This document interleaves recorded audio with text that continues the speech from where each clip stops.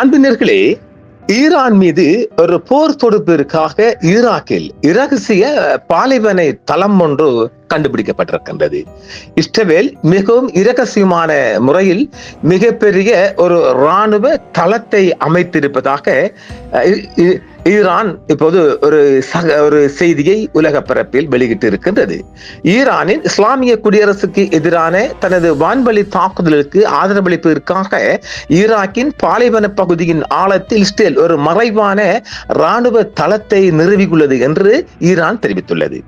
இஸ்ரேலிய ஆக்கிரமிப்பின் ஆழத்தையும் ஈராக்கின் இறையாண்மை அது அப்பட்டமாக மீறுவதையும் அம்பலப்படுத்தும் ஒரு கடுமையான வெளிப்பாட்டில் வாஷிங்டனின் முழுமையான அறிவோடு ஈரானுக்கு எதிரான அமெரிக்க இஸ்ரேலிய ஆக்கிரமிப்பு போர் February 28 அன்று தொடங்குவதற்கு சற்று முன்பு இந்த சட்டவிரோத இஸ்ரேலிய தளம் கட்டப்பட்டது என்று த வால் ஸ்ட்ரீட் ஜேர்னல் அமெரிக்காவிலிருந்து தெரிவித்திருக்கின்றது. ஆக பிப்ரவரிக்கு முன்னாலேயே ஈரான் மீது தாக்குதல் நடத்துவதற்காக ஒரு ரகசிய தளம் ஒன்று அமைக்கப்பட்டிருக்கின்றது. இந்த தளம் இஸ்ரேலிய சிறப்பு படைகள் மற்றும் சியோனிச விமானப்படைக்கான ஒரு தளவாட மையமாக செயல்பட்டது. மேலும் சுட்டு வீழ்த்தப்பட்ட இஸ்ரேலிய விமானிகளை மீட்கும் தேடுதல் மற்றும் மீட்பு குழுக்களுக்கும் இங்கு நிலைநிறுத்தப்பட்டதாக சொல்லப்படுகிறது. மார்ச் மாத தொடக்கத்தில் தொலைதூர பகுதியில் சந்தேகத்திற்கிடமான ஹெலிகாப்டர் நடமாட்டம் குறித்து உள்ளூர் மேய்ப்பர் ஒருவர் அதிகாரிகளுக்கு தெரிவித்ததை அடுத்து அந்த இடத்தை கிட்டத்தட்ட கண்டுபிடித்ததிலிருந்து ஈராக்கிய படைகள் மீது இஸ்ரேலிய படைகள் வான்வழி தாக்குதல்களை நடத்தியது என்றும் அது அந்த அறிக்கை சொல்லுகிறது. ஈராக்கிய அரசு ஊடகங்கள் இந்த சம்பவத்தை பற்றி செய்தி வெளியிட்டிருந்தன. இது ஈராக்கிய பாதுகாப்பு படைகளால் ஒரு முறையான விசாரணைக்கு வழிவகுத்தது என்றும் இதற்கு பதிலடியாக இஸ்ரேலிய ஆட்சி எந்தவித தூண்டுதலும் இன்றி தாக்குதல்களை நடத்தியது என்றும் இதில் ஒரு ஈராக்கிய வீரர் கொல்லப்பட்டார் மற்றும் படைகள் பின்வாங்க வேண்டிய கட்டாயம் ஏற்பட்டது என்றும் இதன் மூலம் இறையாண்மை கொண்ட ஈராக்கிய மண்ணில் டெல் அபிவின் இரகசிய நடவடிக்கைகளை வெளிப்படுத்தி இருக்கின்றது சொல்லப்படுகிறது. இந்த பொறுப்பற்ற நடவடிக்கை எந்தவித ஒருங்கிணைப்போ அல்லது ஒப்புதலோ இன்றி மேற்கொள்ளப்பட்டது என்று ஈராக்கின் கூட்டு நடவடிக்கை கட்டளையத்தின் துணை தளபதி ஹைஸ் அல் மெஹமதாவி அந்த நேரத்தில் ஈராக்கிய அரசு ஊடகங்களும் கூறியிருக்கின்றார். மேலும் இஸ்ரேலிய தாக்குதலை ஈராக்கின் பிராந்திய ஒருமைப்பாட்டின் அப்பட்டமான மீறல் என்றும் அவர் கண்டித்தார். மோதலின் போது இஸ்ஃபஹான் அருகே ஒரு அமெரிக்க F-15 போர் விமானம் சுட்டு வீழ்த்தப்பட்ட பின்னரும் கூட மீட்பு பணிகளுக்கு இஸ்ரேல் உதவி வழங்கியதாக வால் ஸ்ட்ரீட் ஜேர்னல் தெரிவித்திருக்கின்றது. இருப்பினும் பணியை பாதுகாத்தல் என்ற சாக்கில் இஸ்ரேலிய போர் விமானங்கள் கூடுதல் தாக்குதல்களை நடத்தி இருக்கின்றது. இது ஈராக்கிற்குள் தனது சட்டவிரோத இருப்பை தக்க வைத்துக் கொள்வதில் டெல் அபிவின் உறுதியை அடிக்கோடிட்டு காட்டுகிறது.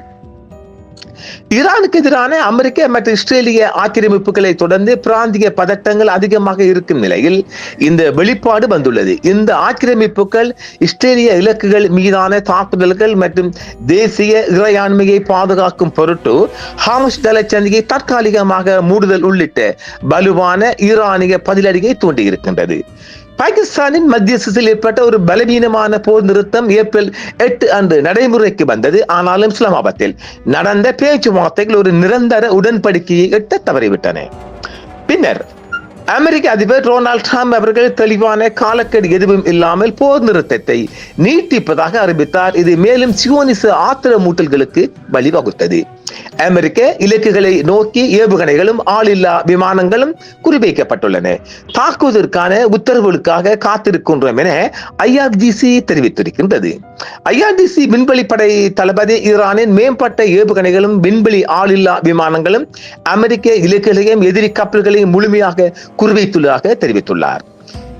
இஸ்ரேலின் இரகசிய தளம் அம்பலமானது சியோனிச ஆட்சியின் விரிவாக்கவாத லட்சியங்களின் அளவையும் ஈரானுக்கு எதிரான தனது போரை தொடர்வதற்கான ஈராக்கிய வீரர்களின் உயிர்களுக்கு ஆபத்தை விளைவிக்கவும் பிராந்தியத்தை சீர்குலைக்கவும் அது கொண்டுள்ள விருப்பத்தை எடுத்து காட்டுகிறது தெரிவிக்கப்பட்டது. சர்வதேச சட்டத்தை மீறுவதாகவும் வெளிநாட்டு ஆக்கிரமிப்பை எதிர்க்கும் சுதந்திர நாடுகளின் ஸ்திரத்தன்மைக்கு அச்சுறுத்தலாகவும் உள்ள இத்தகைய இரகசிய இஸ்ரேலிய நடவடிக்கைகள் குறித்து ஈராக்கிய அதிகாரிகள் நீண்ட காலமாக எச்சரித்து வருகின்றனர். எந்தவித தூண்டுதலுமின்றி நடத்தப்பட்ட தாக்குதல்களுக்கு நேரடி பதிலடியாகவே தனது தற்காப்பு நடவடிக்கைகள் எடுக்கப்பட்டதாக ஈரான் தொடர்ந்து கூறி வருகிறது. இந்த ஈராக்கிய தளம் அம்பலமானது மேற்கு ஆசியாவில் நிலவும் ஸ்திரத்தன்மைக்கு சியோனிச அமைப்பும் அதன் அமெரிக்க ஆதரவாளர்களுமே முதன்மை காரணம் எனவும் தெஹ்ரானின் நிலைப்பாட்டை மேலும் அது தெரிவித்திருக்கின்றது. ஆக ஈராக் தேசத்தில் ஈரானுக்கு எதிராக இயங்குகின்ற ஒரு தளம் கண்டுபிடிக்கப்பட்டதானது வளைகுடாவில் ஒரு பேரதிர்ச்சியை ஏற்படுத்தி இருக்கின்றது என்பதுதான் அந்த செய்தி. மீண்டும் மற்றும் ஒரு காணொளியில் சந்திப்போம் நேர்களே. என்றும் உங்களுடன் சன்ரைஸ் இந்தியா டிவி சப்ஸ்கிரைப் பண்ணுங்கள், பெல் பட்டனையும் கிளிக் செய்யுங்கள். உங்கள் ஆதரவே எங்கள் சேவை. ஆதரவு தாருங்கள், அரவணைப்போம். மறக்காம சர்ப்ரைஸ் பண்ணுங்க. தேங்க்யூ.